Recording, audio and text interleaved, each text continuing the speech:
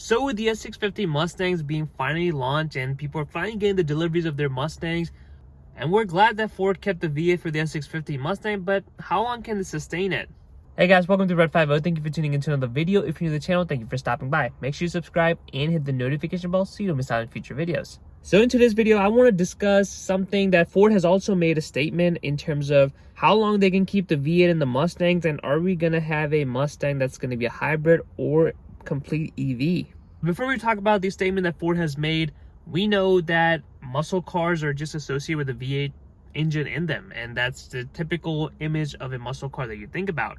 But with the stricter regulations that are moving on, and we're kind of being forced to kind of downsize the engines, and it's gotten to a point where a lot of manufacturers are trying hybrids and EVs in order to downsize. So Chevy obviously kind of discontinued the Camaro. It's not coming back, but Dodge, which was strictly supercharged V8s and all the big engines, just stuff a Hellcat engine and everything, is also moving onto EV platforms. So starting next year, the Challenger is going to be full EV as opposed to a supercharged V8 from the Hellcat and the D-Man and all the other names that they've come up with in the last few years. Mustang somehow has been able to live with the V8, but obviously that begs the question, if a hardcore brand like Dodge is switching from V8 to EV, how long is a Mustang going to be able to keep the V8? And of course, being a car enthusiast, being a Mustang lover, and just loving the sound of the V8, I would want the Mustang to have the V8 for as long as possible,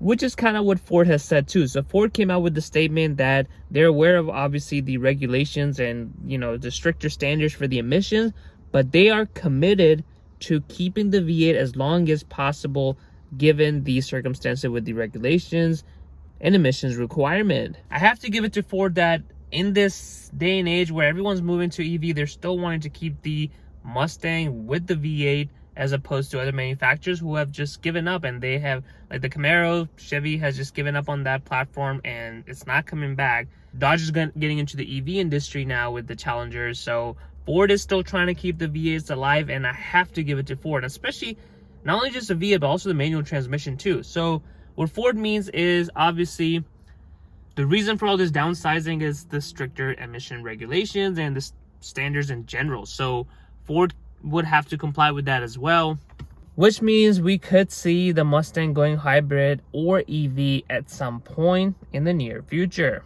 So I want to kind of speculate as to what we can kind of expect in terms of where Mustang is headed. So obviously the S650 Mustang was just launched. It has a V8, it has a manual transmission. Very good news. We've got the 5.0 with the Gen 4 Coyote.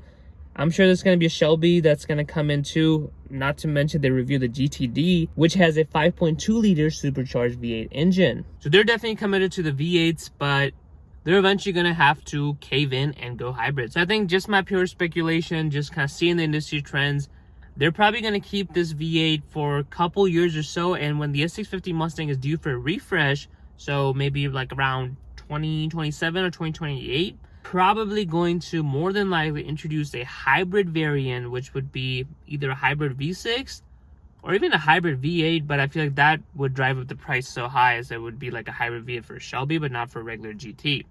And they might do the similar strategy that they did with the Ford F-150. So when they were downsizing the F-150, they introduced a 3.5 liter EcoBoost engine. They also had a 2.7 as well. But the 3.5, which made similar horsepower as the 5.0, was sold alongside of the 5.0 F-150.